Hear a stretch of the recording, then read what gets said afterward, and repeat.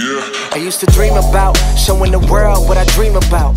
Forget a mic, my whole life I thought it'd be the mount. I guess it's fitting how life threw me the curveball. Pops told me work till you make it, man, then work more. Previously on Mom's Basement. To add, and the White Sox need to subtract. Yeah, it's going to be an interesting few months, and maybe this might be stretching, this might be way out there in left field, but it's running through my mind. Maybe because people aren't talking about Cubs-White Sox blockbuster deal. That's the reason it just might happen.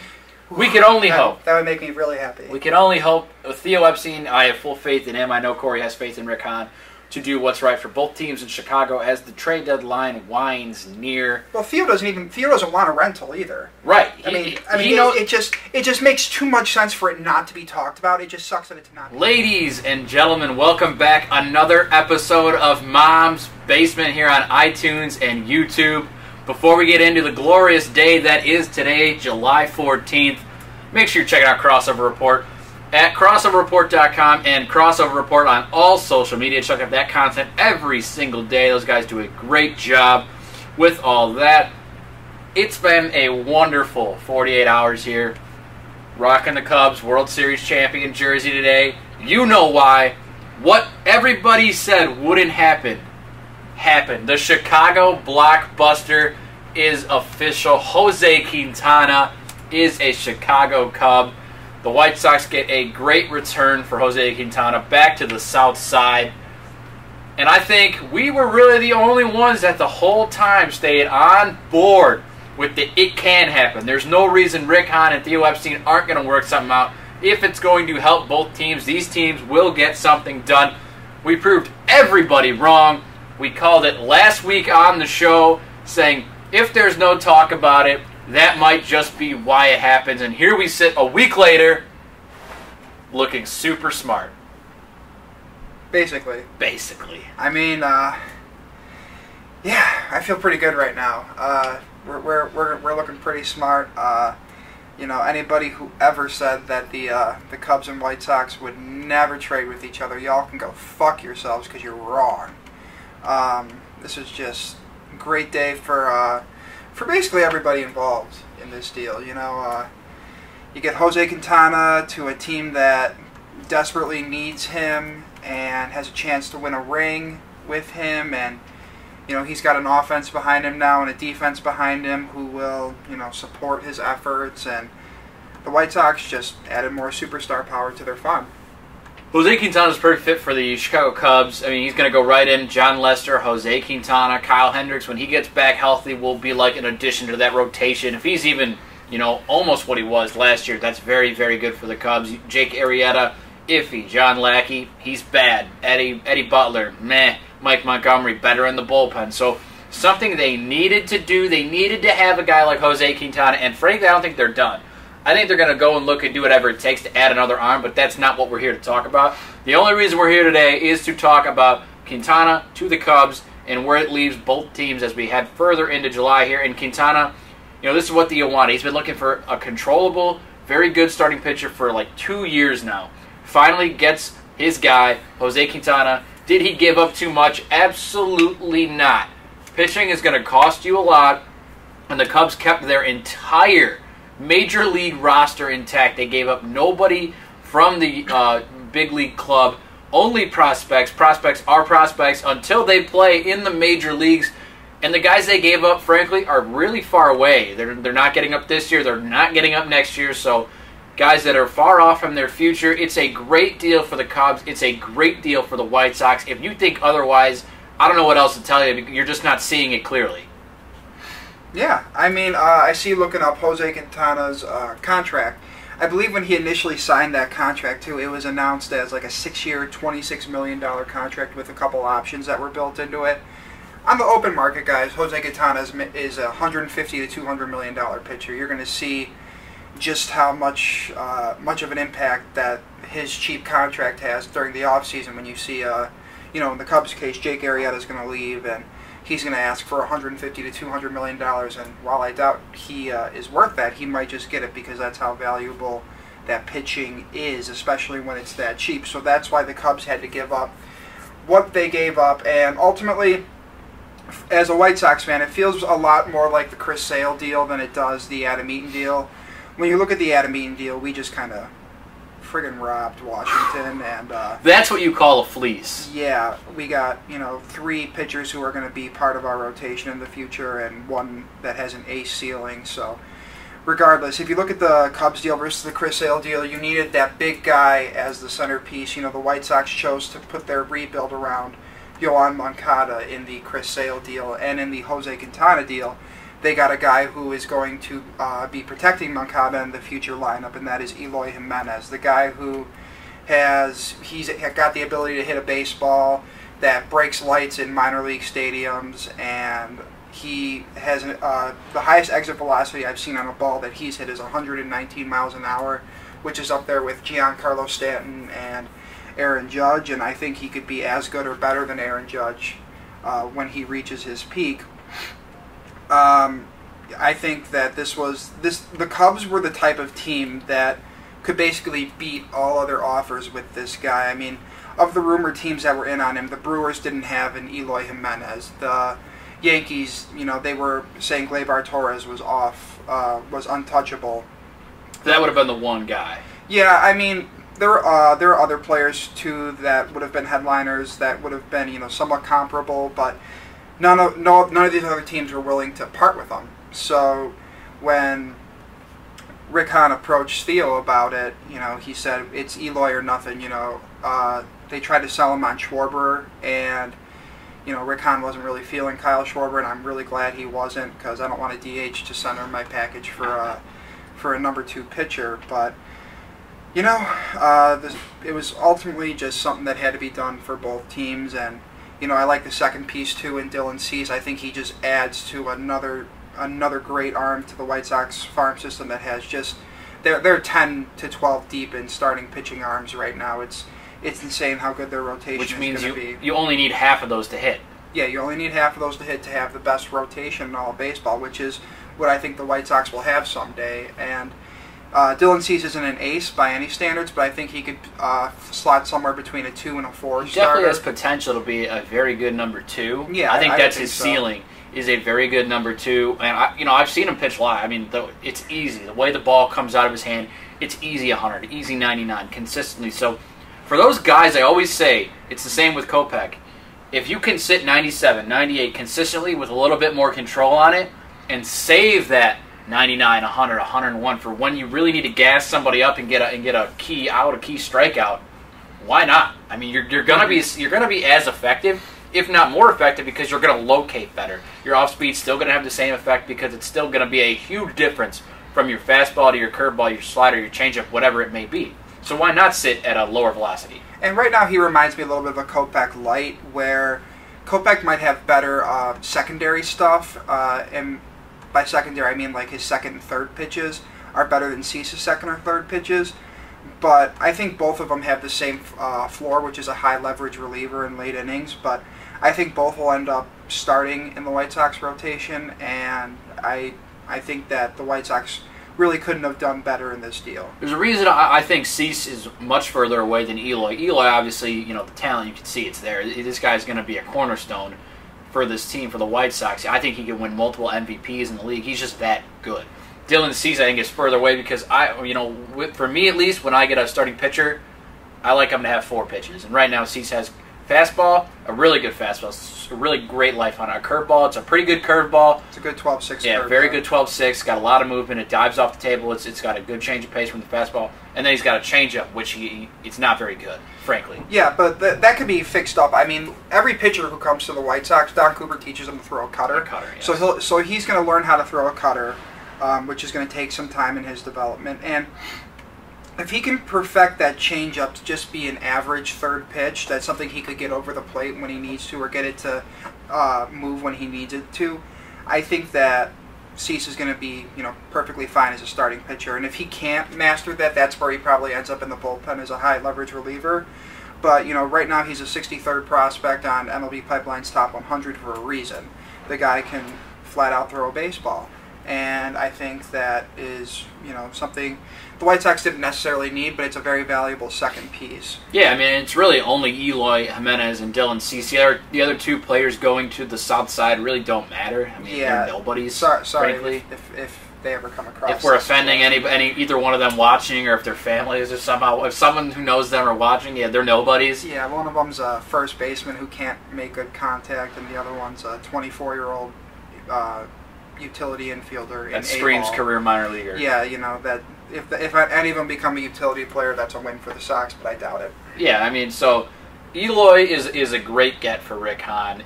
It hurts me because I know what Eloy is going to be, and I love Eloy Jimenez, and I thought he was going to be the future of left field for the Cubs, but I'm happy. I think this is a great trade. You don't touch your major league team. You're getting better. Milwaukee hasn't gotten better. The Cubs still chasing Milwaukee as the second half of the season opens up. This only helps them because their pitching is going to be better, and rumors are right now today that the Cubs are still pursuing Sonny Gray, so they're still looking to get better, and that's something you want to see because they still have the same core that they had last year when they won the World Series, and to get back to that point and achieve that again, they need to add pitching, and they've started to do that with Jose Quintana. Yeah, what this does for the Cubs, too, it basically eliminates the need for John Lackey to even be on the postseason playoff roster. Thank God. I mean, right now their four-pitcher rotation going into the playoffs in any order is Lester, Quintana, and Hendricks and Arrieta, which is, you only need 4 starters come playoff time, so that's a damn good playoff rotation right there.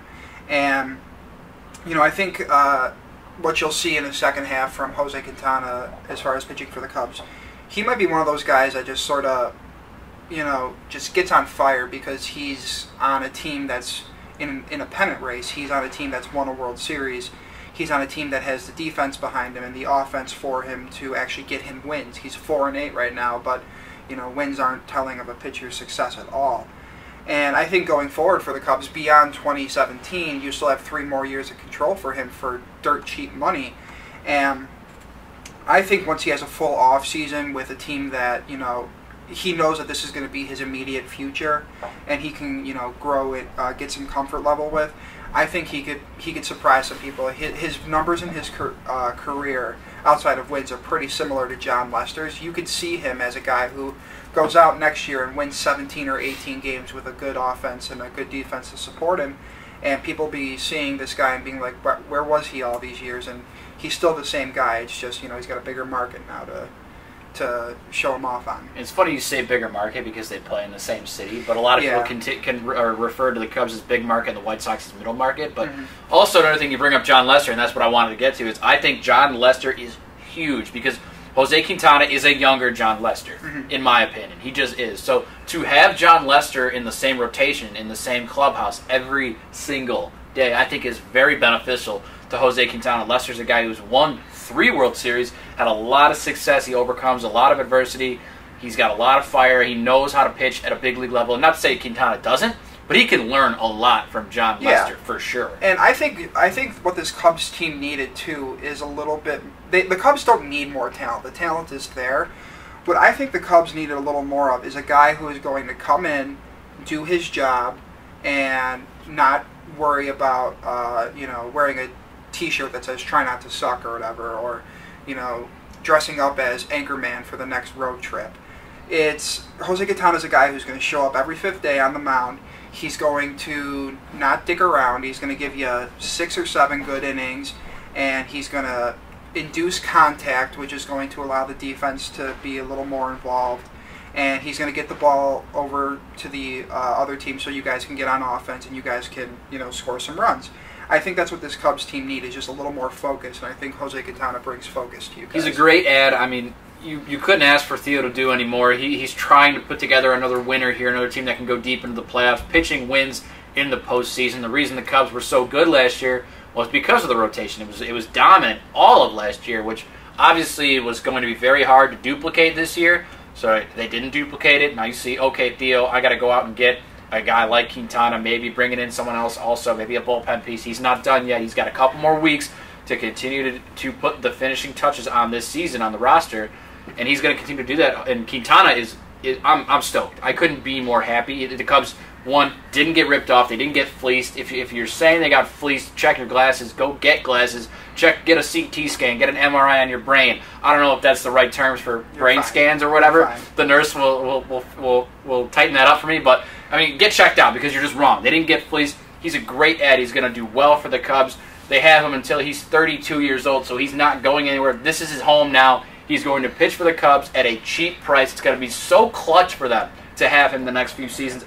And I've been advocating this for months. I couldn't tell you how many people back in April, May, telling me, no, they're not going to do it. It's never going to happen. Cubs won't deal with the White Sox. Well, why not? Guess what? Who's right? Me. Who's wrong? Everybody who told me I was wrong.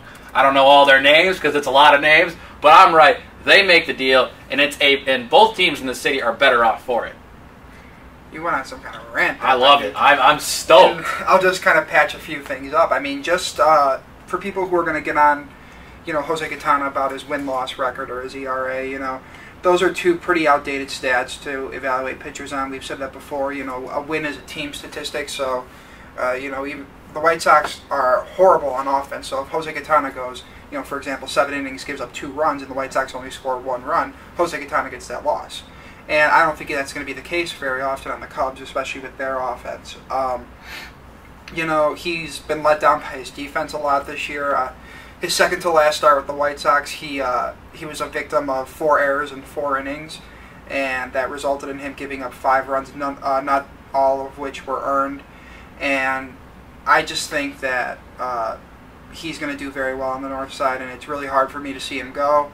And just as something I always do when the White Sox trade one of these big pieces, I want to say, a special fuck you to Jerry Reinsdorf and Kenny Williams, because they once again wasted another piece of this, core they had before around 2014, 2013 when they had, Sale and Eaton and Rodon and Quintana and Abreu, and you had all these guys who formed a really good core, but they didn't draft well enough around them to make any sort of playoff runs. And it hurt seeing him gone. He was my favorite player. Another benefit to him being traded to the Cubs is, I think it was really important for him as well, even though it hasn't. I don't think he would mention it until he actually gets to a press conference, but that he was able to stay in his home city. He gets to keep his family. He doesn't have to move his family to New York or Houston or whatever the case may be for the next 3 years. He gets to, call Chicago home, and I think that's very important to him. And boy, will the Astros and the Yankees be mad if they make the playoffs and they get bounced in the first round because they don't have the pitching to compete with a team like Boston. Oh, yeah. So it's the same scenario we saw last year with teams like that. When Boston was rumored for Sale at the deadline, they ultimately decided, no, we're not going to go for it with Sale. We think we've got enough pitching. They get to the playoffs, they get bounced, they don't have the pitching. Offseason comes around, guess what? They trade for Chris Sale. Yeah, they realize their mistake, and I think, ultimately right now, you could see the Red Sox coming out of the American League. Depending on what the Dodgers do at the deadline, that's going to be an intense run. I can't say I'm ready to put the Cubs in the World Series in the National League because they have to win the division first.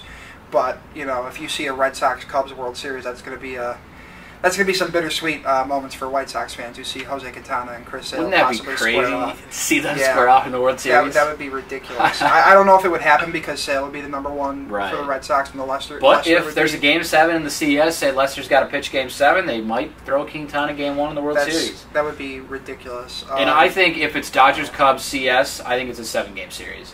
Oh, yeah. Well, the Dodgers right now, just as a side note, are rumored to be in on Zach Britton from the Baltimore Orioles. So if you have Britton and Jansen at the back of that bullpen, with what the Dodgers have already, that's a ridiculous super team that the Cubs would have a hard time bouncing in the playoffs, especially with Kershaw and Alex Wood. I do think their starting pitching needed a little help, but... I think the Cubs have proven that they can hit Clayton Kershaw. Yeah. And I don't think. I still wouldn't count against them. Well, they're not going to beat him twice. I'm saying they can get 1, and I'm not. You can't sell me on Alex Wood. I understand he's undefeated. ERA is great. Whatever. Alex Wood does not scare me, just because of his track record. And he's been bounced from the bullpen to the rotation in this past, and I'm not buying in on Alex Wood for a big game, big postseason pitcher, but. Yeah, I think if that happened, it would be a phenomenal 7-game series. I've heard a lot of people say the Dodgers would sweep the Cubs. I don't think they would. No, sweep I them. think that it would be like a 6 or 7 game series as well. Deep series, yeah. Just like last year's 6-game series, it was a great series, a lot of fun, a lot of emotion in that series. But I think it would be a 7-game series for sure, 100%. So then, what do you think the Cubs' next move is? I think they're going to look to add another starter.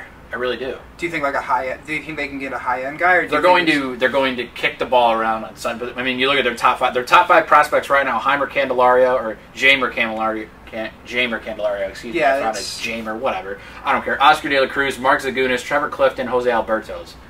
One top 100 prospect, and that's Candelario, and that's even questionable. Yeah, and the thing is, Candelario, the reason why it's questionable is he's accumulated a bunch of at-bats to the point where he might not even be considered a prospect soon, and he's not been overly impressive in my opinion, to where I think he actually falls out of the top 100, so we'll see how that goes. But yeah, so I think they're going to kick the water on that. If not, you can get a guy who can just eat innings, who's got control. They need somebody who's going to go into next year. Like, we talked about this last week, a guy like Teheran from the Braves. I think that's still a possibility. You said maybe Candelario and De La Cruz can kind of entice the Braves there. I think the Braves would ask for like a Jose Quintana-like package, though, for Teheran, just because he is... People have compared him to Jose Quintana. He's not as good as Jose Quintana. I said it last week. Julio Teheran's best year is not better than Jose Quintana's worst year, but the Braves are nuts and would ask for something like that. You might end up. I'm not saying they would make another trade with the White Sox, but you might need to get a guy, like a Miguel Gonzalez or a Derek Holland. But if you really ask for those type of guys, don't you really have one of those in John Lackey?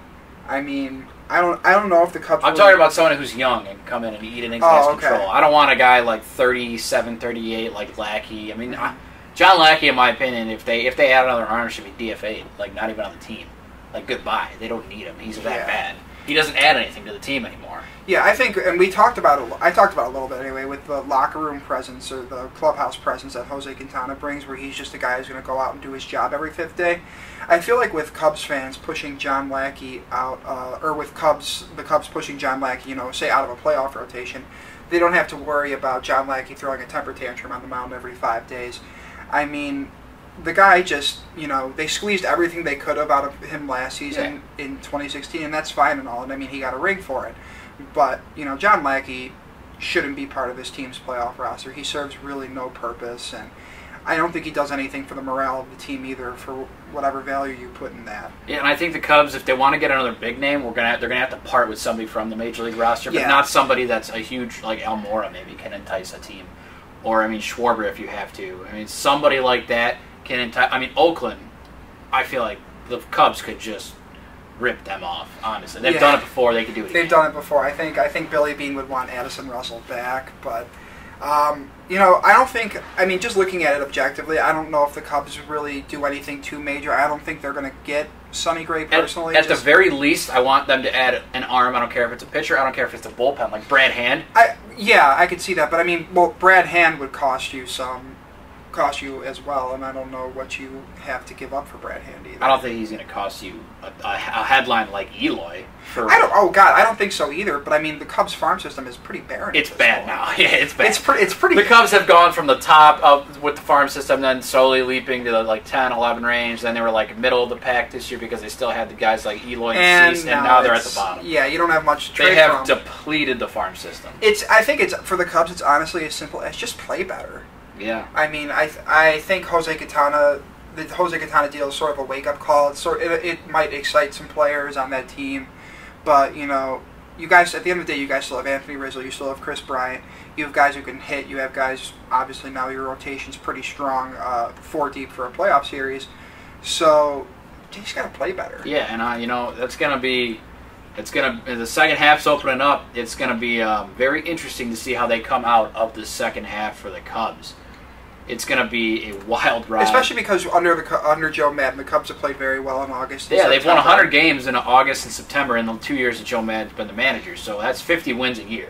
Yeah, and the Cubs. They need that. The Cubs' schedule is really bad too. They play a lot of teams that are under 500, and so they have the opportunity to capitalize. If they did that again this year, they'd win 93 games, which probably wins them the division.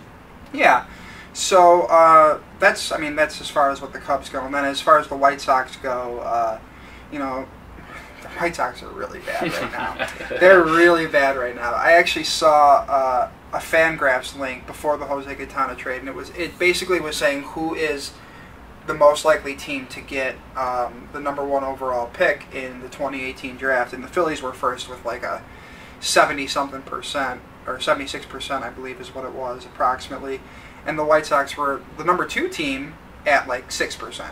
After the Jose Quintana trade, that jumped up to 27%, and the Phillies fell to like the 50s in terms of who's going to get the #1 pick in the next draft.